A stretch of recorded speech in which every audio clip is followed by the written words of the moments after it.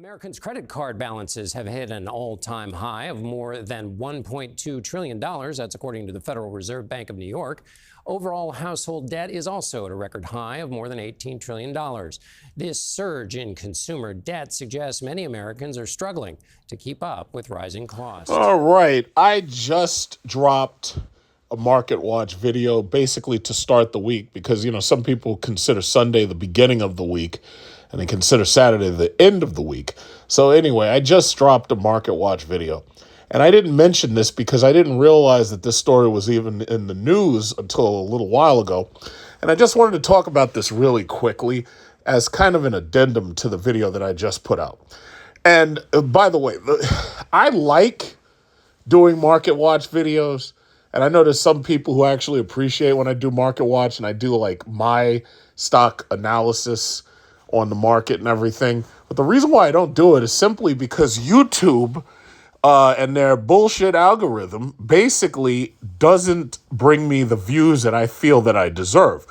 I watch some other people's channels. There's a lot of YouTubers who got like 2 million, 4 million, 6 million subscribers. And I've noticed that because of either politics or because of some of the topics that they want to talk about, YouTube throttles their views. I've also noticed that YouTube does not do notifications anymore. During the pandemic, we used to have Notification Squad. People used to jump on your channel. Oh, yeah, I'm here, Notification Squad. YouTube killed that. What Google and YouTube have done is they are driving basically channel views, and they're only forcing it in directions that they want it to go. The only way that I figured out how to beat them is if you spam other websites and you get people to come from other websites, and that drives up your views very quickly. I ain't got time for that shit. And also, a lot of other websites have these AI bots, which basically, if they see a URL, they basically they automatically delete it, or they may suspend your username. I ain't got time for that. So basically at this point, as I've already mentioned, I use YouTube to get royalties. I have like over 3,000 videos uploaded. So I get royalties on over 3,000 videos for one. And then on top of that, I use it for, 1099 tax exemptions, basically business class deductions. And basically write off things like the next vacation I'm thinking about going on is to Vietnam and Cambodia. I want to do both at the same time. And I can write that trip off. I can take a business class flight just like I did to Bali and Singapore. I can write that off. And basically, if YouTube's not helping, then I'm just going to use them for what they're good for. Because YouTube looks like that they have chosen to take money from political donors.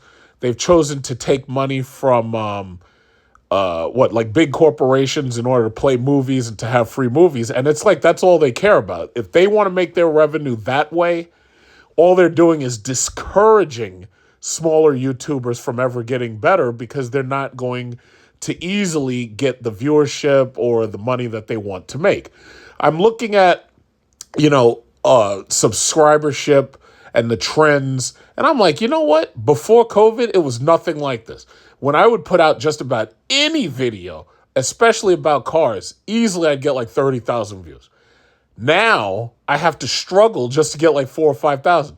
So bottom line is, and not to toot my own horn, I'm rich, and I'm not like Warren Buffett rich, but I'm hood rich. Yeah, I'll say hood rich. I'm hood rich. So I'm not worried about what they're doing. I'm going to use them for the tax benefits, and that's about it. And the thing about it is I'm not crying over, channel throttling or notifications being gone. I'm not even wasting my time with that. I'm just jumping out there, putting my video out, speaking my truth, and just saying it like it is. So as far as this story goes, more Americans are financing groceries with buy now, pay later loans, and more are paying those bills late. So not only do you have, and by the way, if you watched my channel long enough and you've seen me do the Marketwatch videos, what did I tell you that I was buying a long time ago? I told you I was buying bank stocks, and I told you I was buying credit card stocks. Why? What was my reasoning? I told you it's because Americans are going to go deeper and deeper and deeper into debt.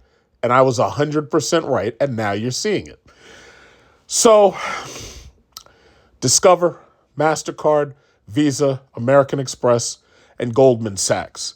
Goldman Sachs itself doesn't really deal with credit cards, except they are partners with Apple Card. A lot of people really only use Apple Card to buy Apple products, and they use a regular credit card to buy other things. But Apple products are a bit pricey, so you do get some movement with that. But even Goldman Sachs admitted that they were losing money on Apple Card. So now it's in talks that Apple Card is going to move to Visa or it's going to move to American Express. I think it's going to end up moving to Visa, but nothing is said and done yet, so I'm just watching to see what happens. Either way, I have Apple Card and I have Apple Savings. In fact, I think I made videos showing you when I got Apple Card and when I got Apple Savings because, they released the Apple Savings. They were like, all you have to do is just apply. But for the most part, if you have Apple Card, you're pretty much already in it. And the easiest way to start with Apple Savings is to just take your daily Apple rewards, whatever you got from using Apple Card, and just put it into the savings. So that's where I started. So, what is this? A growing number of Americans are using buy now, pay later loans to buy groceries, and more people are paying those bills late, according to new Lending Tree data released Friday. You're not going to see that much of this talked about because the news is busy talking about the tariffs and the impact of the tariffs. So the reality is, it's like stories like this kind of fly under the radar. Let me go back. How do you go back? Okay, so you go continue reading. The figures are the latest indicator that some consumers are cracking under the pressure of an uncertain economy and are having trouble affording essentials such as groceries as they contend with persistent inflation, high interest rates, and concerns around tariffs. Now, for those of you who are MAGA supporters, Trump supporters, whatever, the bottom line is Trump is basically on track to ruin yet another presidency. The first time, his economy was going just fine. The moment that he opened up his mouth about China, everything went to hell, and that's when you got COVID for the last year of his presidency, which was 2020. Now, he's decided, let me go after China again because I didn't learn my lesson the first time. And as you can see, despite the propaganda, because you have to understand, the reason why I can call it propaganda, Fox News is right with them. Oh, yeah, he's got everybody right where he wants them. The Associated Press, he pulled their press credentials and basically was like, listen, if you don't say exactly what I want you to say, you're not going to be allowed to come to the White House. That's basically what he did.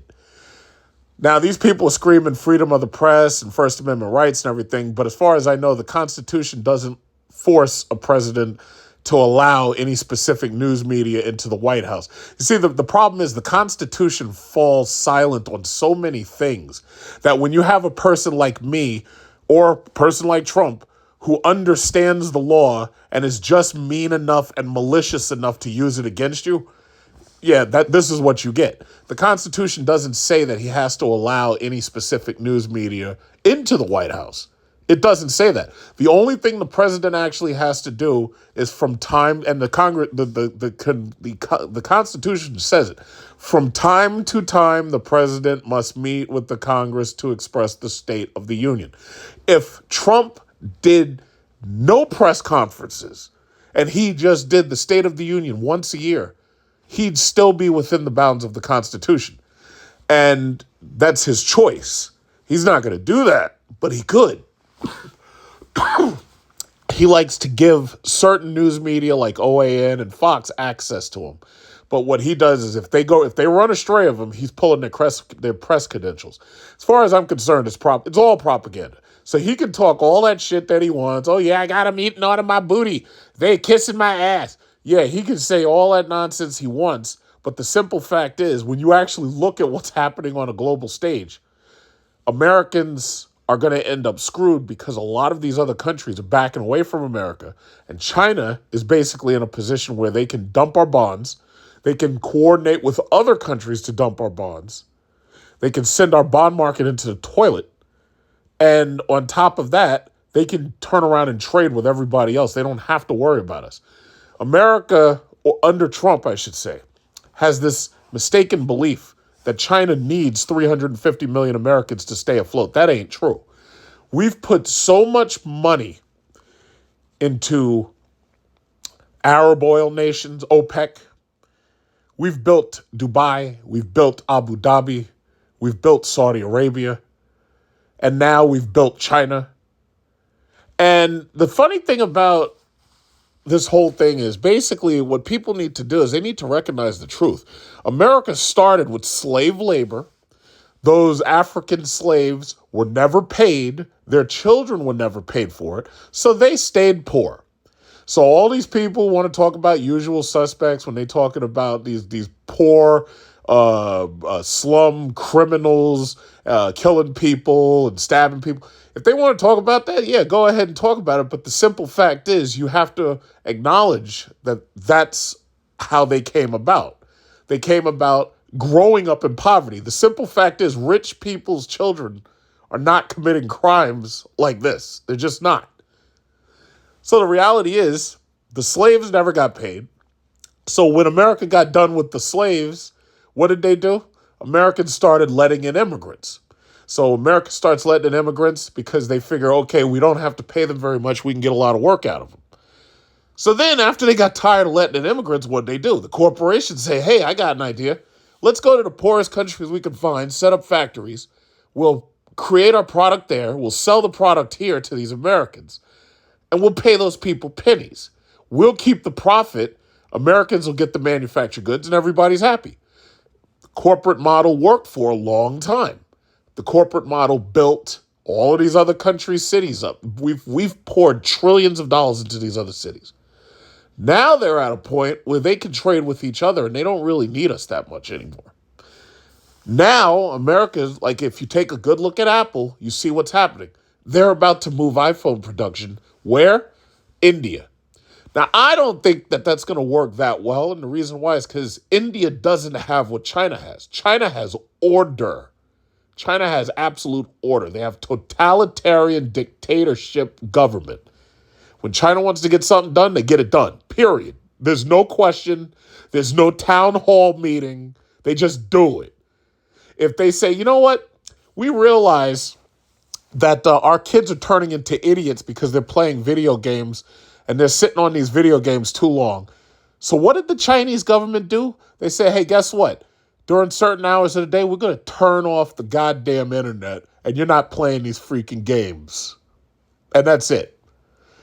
That's it. They just decided we're going to turn this shit off and you're not playing it.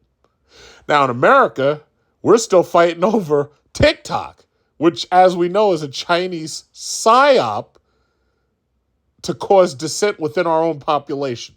But we're still worried. We're still fighting over it because some of our Congress people have been paid off by TikTok.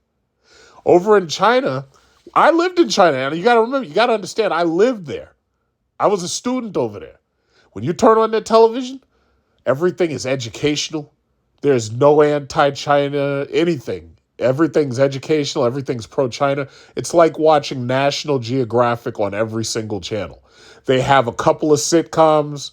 It's nothing like Al Bundy and Married with Children. There's no lasciviousness. There's no women with half their clothes off. There's no transsexualism. There's no gay anything because you know how the Chinese do with LGBT. They don't do it. In fact, China passed a law that said if you're an effeminate male, you're not even allowed to be on television. South Korea, they got all these lady boys. They go on there. They got these guys with this their haircut like women and stuff. South Korea allows that. China said, no, you're not doing it at all. And that's what they do. That's what they do. Now, you may not agree with it, but you may say, oh, yeah, well, I believe in America's Bill of Rights. Fine. There's no problem with that if you live in America. China don't do that shit. China ain't got no free speech. China says, you know what? Get it done now. And that's it. There's no argument. Get it done. If they believe something's within the, how should I say, the better interest of the people and they think it's going to uplift the people, get it done now. And that's it.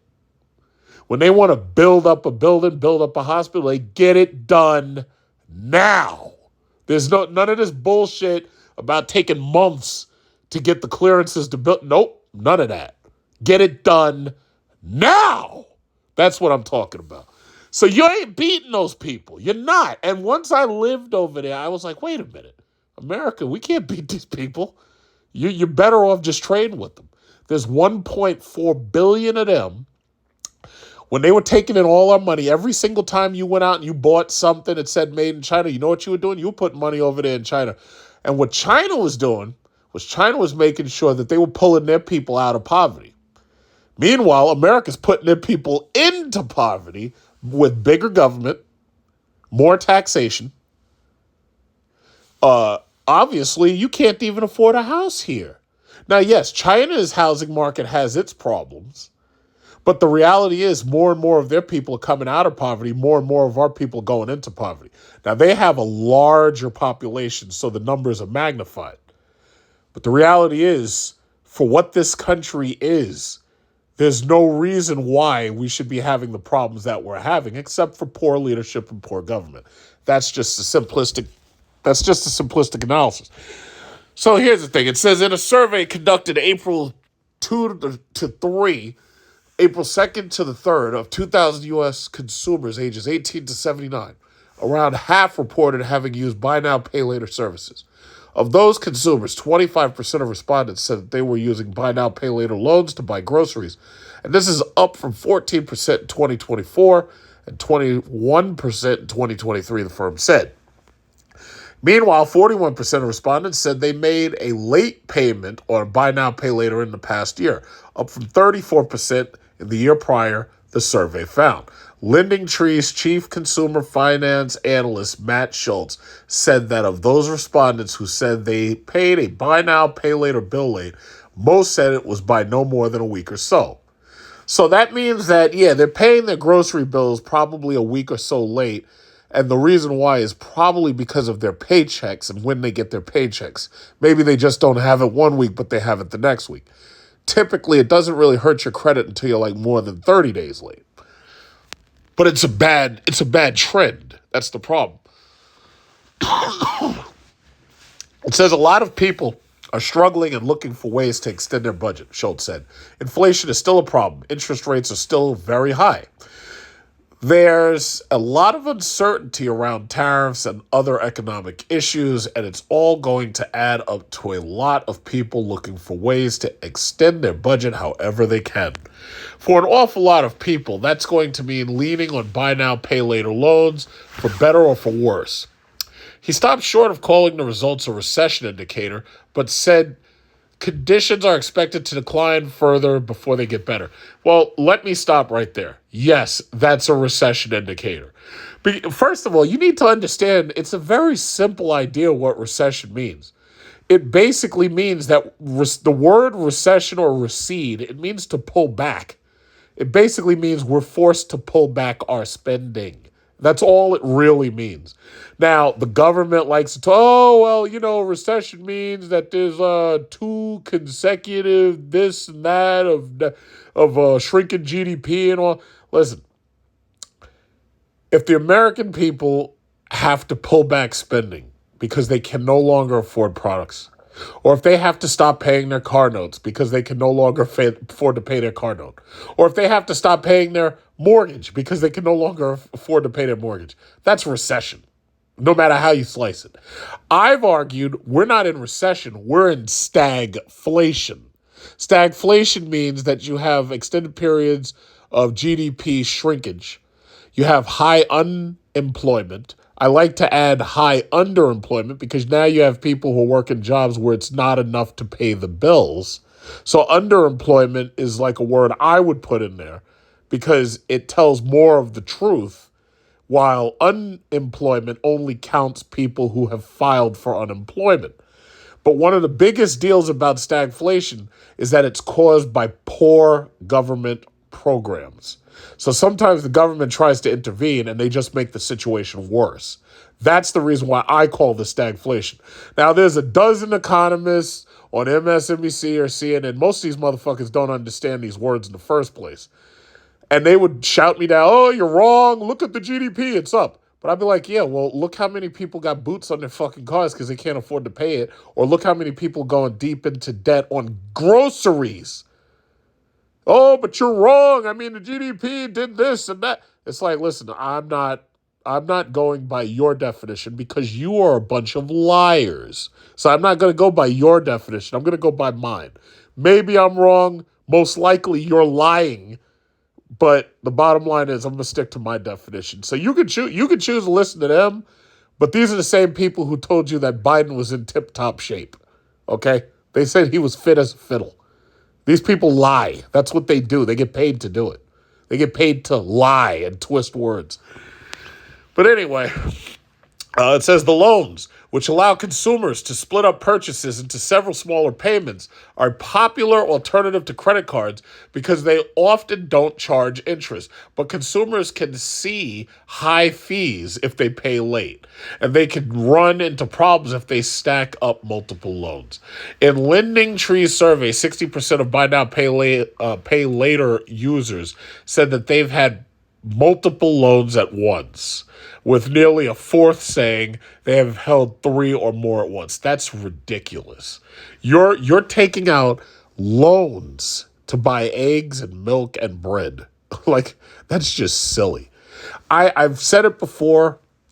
I have no shame in my game. I shop at Walmart. I shop at Costco. I shop at BJ's. I shop at Target. And I also shop a lot at Dollar Tree or Dollar General or Family Dollar. Usually it's to buy cleaning supplies like Pine Sol. I'll go to Dollar General and I'll get the fake Pine Sol. I'll get the one what is it called? Pine Sol or some shit, like whatever it's called. I'll get the Comet Cleanser to clean my toilet or to clean the sinks or whatever. I'll get the Carpet Fresh from there. I'll get the little spray bottles of their Dollar General brand, disinfectant sprays and stuff instead of spending top dollar on Pledge or freaking what is that stuff? Fantastic, or what's the other one?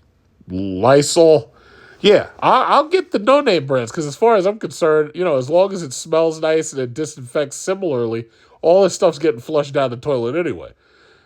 Even their floor cleaners, like their stuff works because it has the same active ingredients. It just doesn't have the names. It doesn't have the big names on it. So the bottom line is, oh yeah, I have no shame in my game. I'll shop right at the dollar store. I've noticed a lot more people shopping at the dollar store because as these groceries... Are you going to play hardball with them? Are you going to mention COVID? Well, I'm not going to say, no, I'm not going to mention COVID. I'm not going to say, oh, I'm going to play hardball with China. I'm going to play hardball with you, President Xi. No. We're going to be very nice.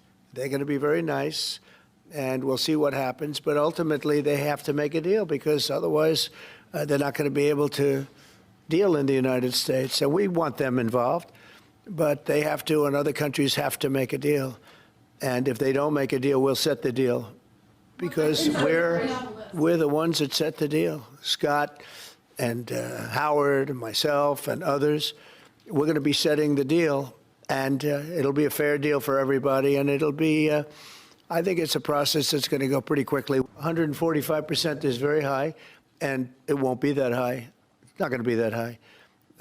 It got up to there. We were talking about fentanyl, where, various elements built it up to 145. No, it won't be anywhere near that high. And what level do you think it'll come down to if you haven't? It'll come down substantially, but it won't be zero. It used to be zero. We were just destroyed. China was taking us for a ride, and just not going to have. It's not going to happen. We're going to be very good to China. Have a great relationship with President Xi. But they would make billions and billions and billions of dollars a year, and they would build their military out of the United States and what they made, so that won't happen. But they're going to do very well, and I think they're going to be happy, and I think we're going to live together very happily and ideally work together. So I think it's going to work out very well But no, it's at 145%. There will not be anywhere near that number. As groceries become more and more expensive, people are gravitating from these big name stores over to cheaper stores. Dollar stores, unfortunately, get pretty much all of their product from China or other parts of Southeast Asia, but mostly from China, which means that the dollar stores are going to end up going up in price considerably if these tariffs do pass. Because, like, if you go to a dollar store, you come here, you go to a New York dollar store. I don't know what dollar stores are like in other states, but for the most part, when you go into these dollar stores, all of this stuff is like, it's all Chinese cheap products.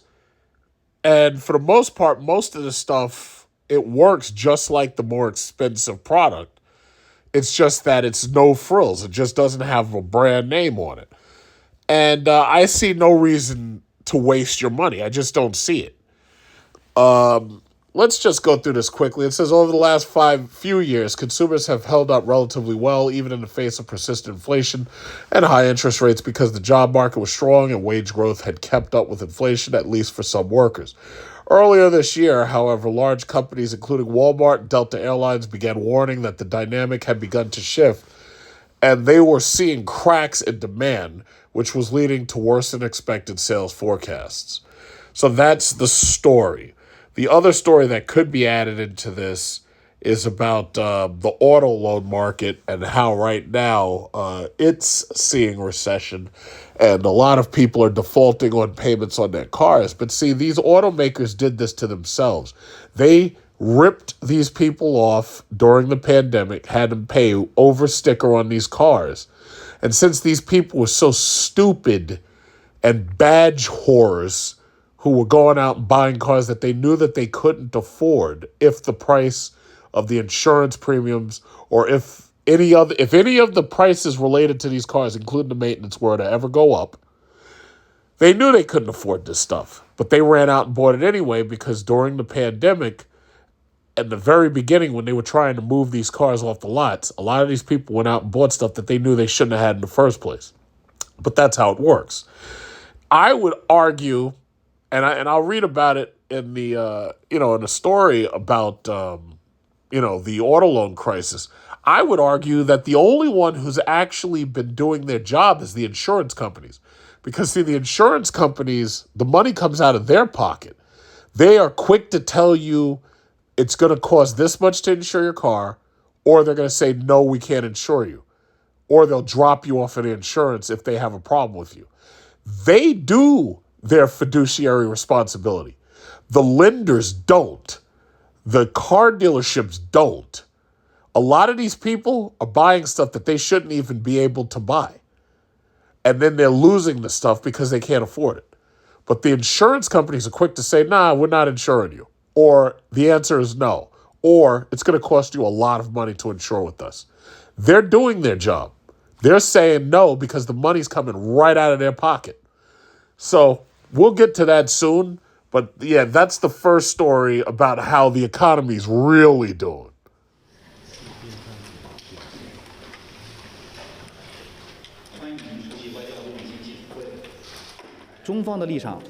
China's position has always been clear.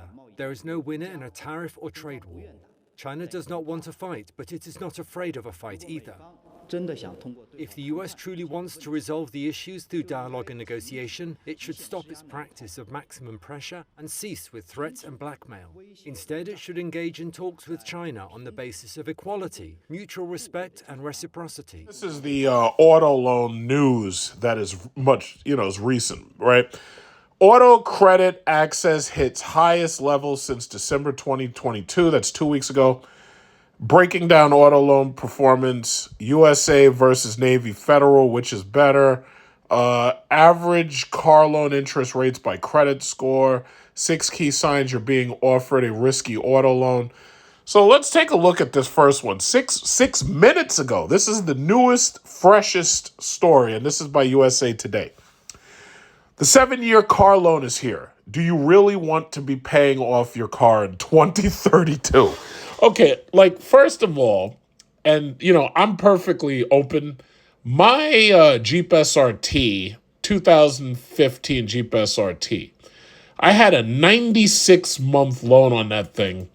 96 divided by 12 basically comes out to 8 years, right?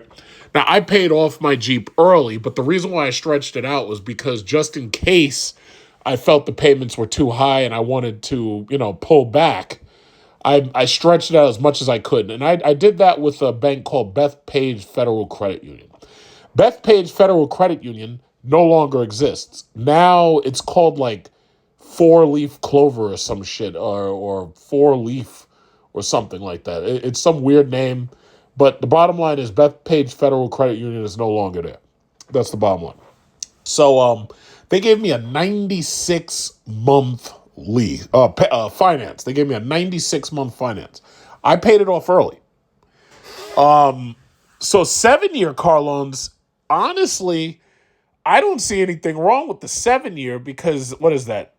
12 times 7 is 84 months. As far as I know, the 6 and the 6-year and the 7-year are normal as far as I know. Like, I've always known, especially with Chrysler and Dodge vehicles, that they always offered you 7 and 8 years and 6 years.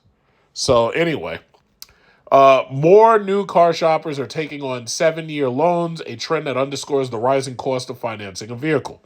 7-year loans made up 19.8% of all new vehicle financing by dealers in the first quarter of 2025. The average new car customer borrowed $41,473 in the first 3 months of 2025. Now, this is the reason why you notice that so many people started complaining that their car loans were starting to cost them $1,000 a month. When you're buying a $1,000 a month car loan, what that usually means is that the car is probably like $40,000 or $50,000.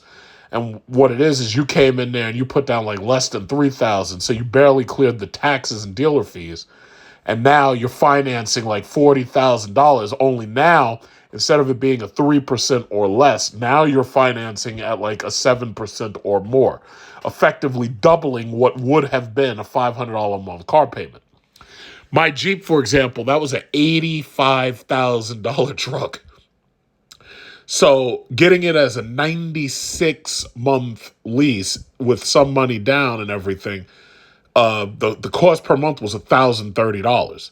So basically, you got to understand, I was paying roughly the same amount for my Jeep at $80-something thousand that right now somebody's going to pay to buy a Toyota RAV4 or to buy a Honda CRV or something like that, like one of those fully loaded versions of that car. And that's because the interest rates were pushed up so high. So anyway, car loans have grown steadily longer in recent years as buyers labor to keep pace with rising prices. Nowadays, a car buyer seems to have as many financing options as a home buyer. Yeah, cars are easy to move. A lot of lenders are willing to take the risk with cars, and there's a simple reason. To repossess a car, all they have to do is send a tow truck to your house. It's not as easy to repossess a house. And it's so sad. I said this a million times. It was like I was trying to tell people in my family. I was like, listen, don't go out and buy one of these fucking cool cars because you're trying to look cool and rich. We already know you're not cool and rich. Don't buy a fucking BMW. Don't buy a Mercedes. Buy a fucking house. They don't listen. And the reality is they rushed out. They got these BMWs, Audis, Mercedes. And then when the housing market turned around on them so suddenly in 2021, they're stuck, can't get a house. I had friends who living with their freaking parents. I told them, I was like, listen, you should just buy a house right now. Don't worry about how nice it is and shit. Just make sure it's a decent neighborhood and just buy. Yeah, that's a great idea, blah, blah, blah. In one ear, out the other. They're still living with their fucking parents. Still, and good for them. They learned the hard way. And chances are they're never going to be able to afford to buy because at this point, everything's sewn up. The only, I'm looking at some of these decent houses in nice neighborhoods. You're talking about no less than $1 million. And I look them up on Zillow. Anytime I see something nice, I look it up on Zillow, pretty much knowing what to expect. And yes, it's like $1 million or more for a house that should be less than $300,000. But that's what a housing market here is. Now, once again, I'm fortunate. I got cheap properties and I got them before COVID. So I ain't got nothing to worry about. If I want to call up one of these shitty foreign developers right now and say, hey, listen, I want to sell my house and I want a certain amount for it. It's like they'll tell me, oh, but that's not market value. And I'll tell them, I don't give a fuck. You're going to pay me this, either that or you can lose my number. And sure enough, they'll come up with it because the problem is there's no properties to buy at reasonable prices anymore. It's like this is really a seller's market.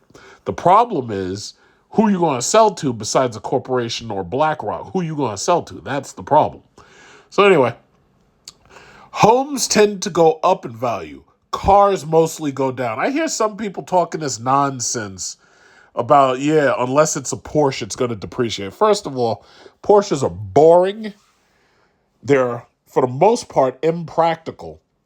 And when them pieces of shit get hit and you get in a car accident or they get sideswiped and they get damaged, oh, you can bet they're going to depreciate.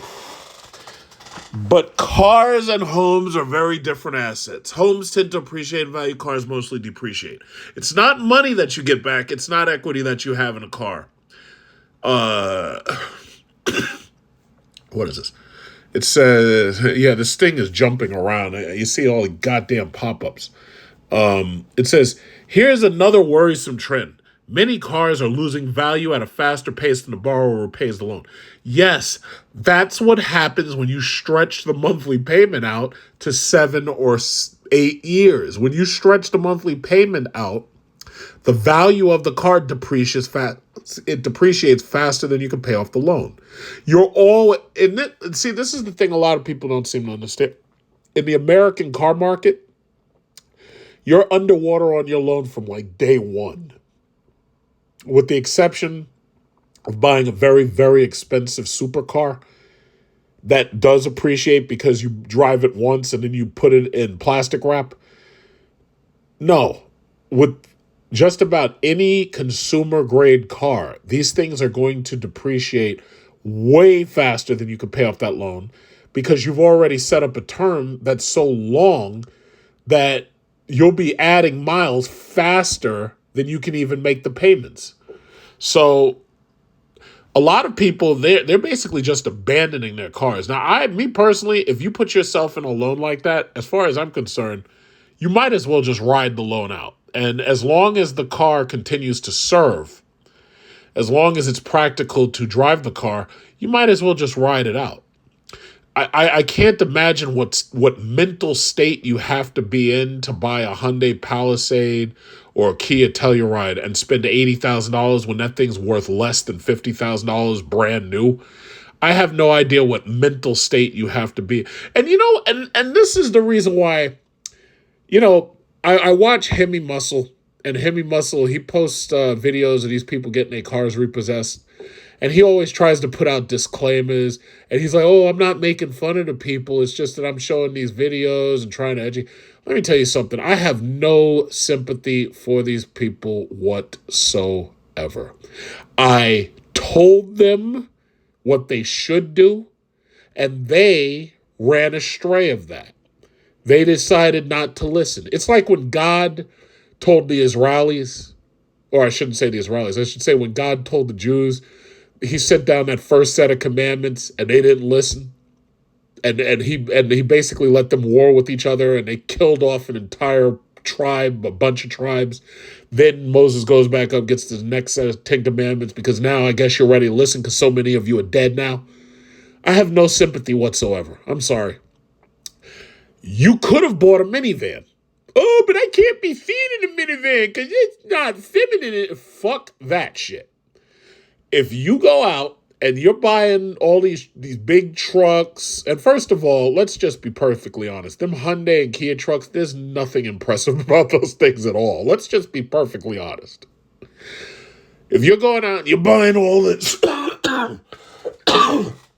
you're buying all this big flashy stuff because you're trying to show off on the road, when that repossession vehicle comes and picks that car up, I have no sympathy for you whatsoever. I have none. None. okay? You could have bought something within your means.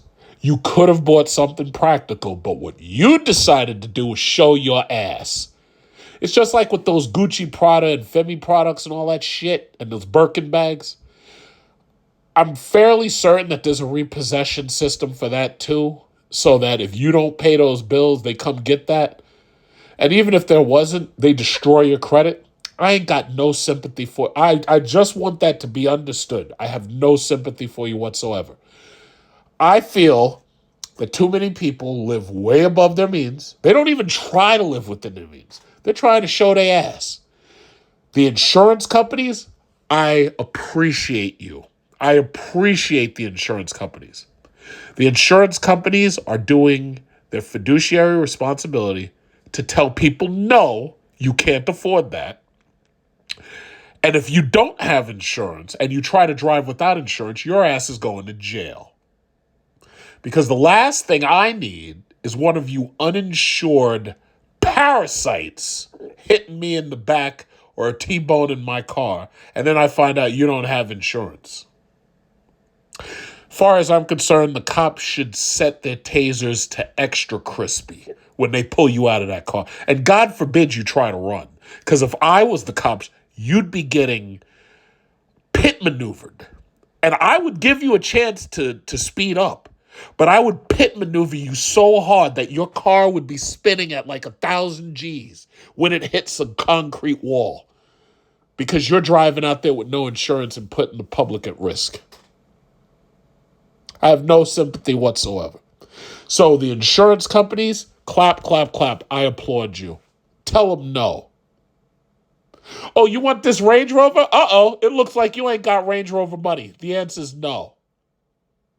Oh, well, yeah, if you want this Range Rover, it's going to be $1,500 a month, and it's going to be another $600, $700 for insurance. Oh, I can't afford that. Oh, well, I guess you ain't getting it. I applaud the insurance companies. The lenders are criminals. The lenders and the automakers are in it together. Some of these companies have their own lenders. Kia, Hyundai, Porsche, Mercedes, they got their own lenders. So when you go to them, the plebeian that you are, and you take the bare minimum necessary to buy one of those cars, and the guy gets up with his suit and he goes into the back to talk to the manager, they're like, gee, should we even bother with this person? And they're like, well, it looks like we might be able to make it work, but this person only makes like $30,000 or $40,000 a year, and they're trying to buy a fucking GLA? That car starts at $39,999. It's like, why don't you just send this asshole over to key? They're in it together. The lenders and the automakers, they don't see the reason why they'll do these deals is because, first of all, the salesman's trying to make a sale. The dealership's trying to make sales for the month. And the lenders are going to take your down payment, and they don't really care if they have to come repossess the car or not. They don't care. So my feeling is, if the lenders were doing their due diligence and their fiduciary responsibility, half of these cars that I see on the road who are being driven by people who obviously can't afford them wouldn't be on the road. Yeah, you could get it used, but then your insurance is going to be sky high. The insurance companies I do trust to do their fiduciary responsibility. The lenders I absolutely do not trust. The car dealerships I absolutely do not trust. They have created this situation by lending to people who they shouldn't be lending to. Same thing happened in 2008. The lenders, the banks, and the mortgage brokers, they were all in it together. They were just trying to get commission, take a down payment, trying to get commission. They didn't care whether you could pay for it or not, and they set us up in the future for bigger problems. I'm a preventative type of person. As far as I'm concerned, if I tell you no now, I'm going to save us the effort of dealing with your bullshit later when you fall apart. So I'm going to prevent you from falling apart by telling you no now. Now, some people might not agree with it. I don't care. I really don't. But that's just how I feel about it. So anyway, It says, here's another worrisome trend.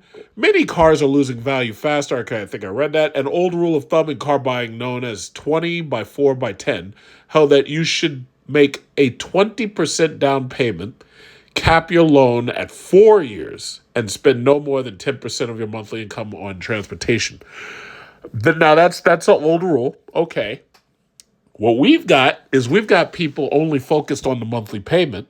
They're not thinking about the cost of insurance. They're not thinking about what happens if the insurance goes up. It's just like buying a house. Yeah, your mortgage might be fixed, but your taxes and insurance are not. But these people don't seem to understand that, nor do they care. If they buy something they can't afford, you take it from them, they just scream racism or sexism or some other, or transphobicness or ism or whatever they call it. The bottom line is the lenders can save us from a lot of these problems just by being responsible. And that bothers me that they're not. The same thing goes for student loans. The public should not have to bear the burden to send your kid to a party school where they're going to get some worthless liberal arts degree. That's how I feel about it. Now, if you want to go to school, there's plenty of opportunities, one of which is your parents are supposed to be saving money. But guess what? If your parents are buying Mercedes and BMW because they're trying to show their ass on the road, or they're buying Range Rovers and Jaguars and fucking Bugattis and Lamborghinis because they're showing their ass on the road, they ain't going to save up money for your education. They can't.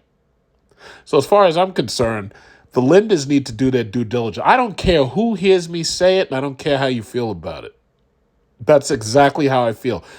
And fortunately, I don't have to do anything to get to that point, because with some moron like Trump getting us with these tariffs now, he's going to push us into that position anyway. So I don't even have to do anything. And that's the way it should be. Because this is the reason why America's $36 trillion worth of debt. That's why. Because the lenders are not doing their fiduciary responsibility. The banks aren't either. And as far as I'm concerned, I'm ready to start the recession with you. It's just that simple. I'm sure you don't like to hear that, but I really don't care. So it says now, 20 years on, it seems that the sweet spot has become 6 years, with many people opting for 7 years or longer. Today, only 10% of new car buyers choose loans of 4 years or less. The average new car costs $47,462 in March 2025, compared with $38,162 in March 2020. Interest rates have soared in that span. That the interest rates, again, when I say I don't have to really do anything, the interest rates alone did it for me. The interest rates pretty much killed the market, or what they call the market. The interest rate killed the borrowing market, because now you can't borrow unless you can actually afford these interest rates. The interest rate went from 3% for these cars up to 7 or 8%. Interest rates have soared in that span. The average rate on a 5-year new car loan rose from 5.2% in February 2020 to 8% in February 2025. So I'm guessing it's still there. And that's the reason why Trump was complaining about Jerome Powell. Oh, I'm going to fire you. You're an idiot. Yeah, I don't like you. I'm going to fire you. And you can't fire Jerome Powell because he's the real president. You hear me when I say that? President Trump? Jerome Powell is the real president. Jerome Powell is the real president. You can't fire him. You can't bully him. He can do whatever he wants. For the time that he's in there, he's the real president. The real one. You can talk all the shit you want. You can propose all the tariffs you want. But this man right here controls the value of our money. He controls the price of inflation. That's the real president. No, you ain't going to hear nobody else on the internet say the shit that I'm saying, because it sounds fucking mean, vicious, and crazy. But the reality is it's true. Jerome Powell's the real president. He's the government within the government. Congress was complaining to Jerome Powell about interest rates. Did Jerome Powell budge? No. He didn't have to. Why? Because you can't do nothing to him. That's the real president. When I'm in a position and you can't do shit and I can do whatever I want, I'm the real president. Prove me wrong. Exactly. Jerome Powell's in charge. So what is this? Auto buyers typically choose a longer loan term simply because they can't afford the shorter loan term, obviously. It means lower monthly payments. Dealer negotiations often pivot to finding the right monthly payment rather than the lowest sale price or interest rate because the monthly sum is easier to digest. The only reason why you would extend out a loan term 7-8 years is because you went to the dealership with a certain budget in mind. You picked out a car, and then the salesperson, the finance person, throws a number at you can't afford. But the length of the loan profoundly affects the interest you pay, potentially jacking up the total cost of transaction. The reality is most of these people don't understand long-term interest.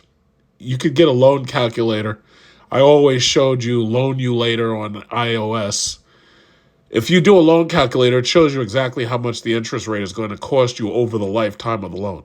Here's the thing. If you tell people it's going to cost you an extra $2,000 or $4,000, they don't care. Most of them really don't care. They don't care that it's going to cost them more monthly. They don't care it's going to cost them more annually. And they certainly don't care that it's going to cost them more over the term of 8 years. They don't care. That's the reality. They'll sign anything to get into that Range Rover.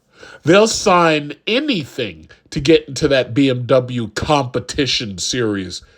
They'll sign anything to get into that Mercedes that says AMG on it. They'll sign anything. If the devil popped up right now and told these people, yeah, all you got to do is sign your soul over, and I'll give you this low interest rate and this low monthly payment on a Lamborghini Urus. These morons would sign that shit so quickly. The ink wouldn't have been dried yet before they drove off that lot.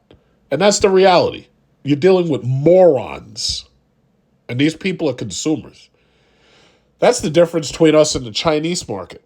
The Chinese market has practiced saving for so long that when they finally do start spending money, they're spending cash money. They're not financing shit.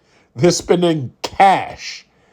If they do any financing, what they do, and I've gone to dealerships with them and I've watched them work, they focus on getting the lowest possible interest rate they can get. They will buy down the interest rate if they have to.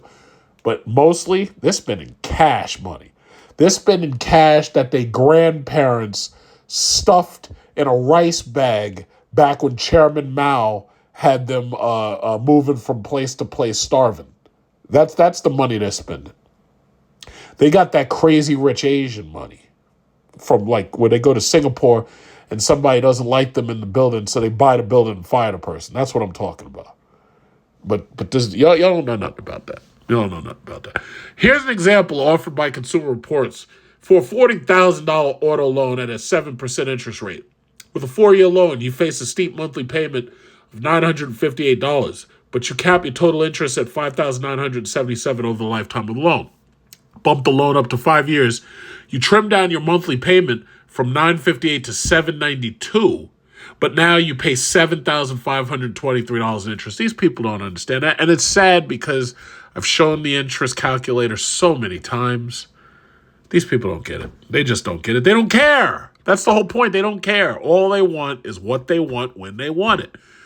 But fortunately, the insurance company is there to say, yeah, well, you might want it, but you ain't getting it because we ain't going to insure you. So then they go bottom feeding to the cheaper insurance companies, and then they end up in a situation where something goes wrong with the car. Now they can't even repair the shit. So they just abandon it, give it up. Credit is screwed. That's the way it has to be. Let's see. With a 6-year loan, your monthly payment fell to $682, but your interest rises to $9,101. And with a 7-year loan, your monthly payment slips to $604, and now you're paying $10,711 in interest. Yes, your monthly payment is important, but with interest rates as high as they are, with a 6-year loan, with a 12-year loan, with an 8-year loan, that's 5 figures of interest that you're going to pay. Long story short, we pretty much understand the gist of this. These people would finance a Toyota or a Honda for 12 years if they could. 12 years We also know that as 144 months. I call it 12 years a slave, because you're a slave to the bank for 12 years. But if people can get what they want, they'll sign anything. They don't care. That is what ultimately has infected the student loan market. It's infected the housing market, and it's affected the car market. And just as I also read the last article, it's now infecting the grocery shopping market. So this is what you're dealing with. That's the American economy. And America thinks that they're going to win a trade war against China. Just think about that. To be continued.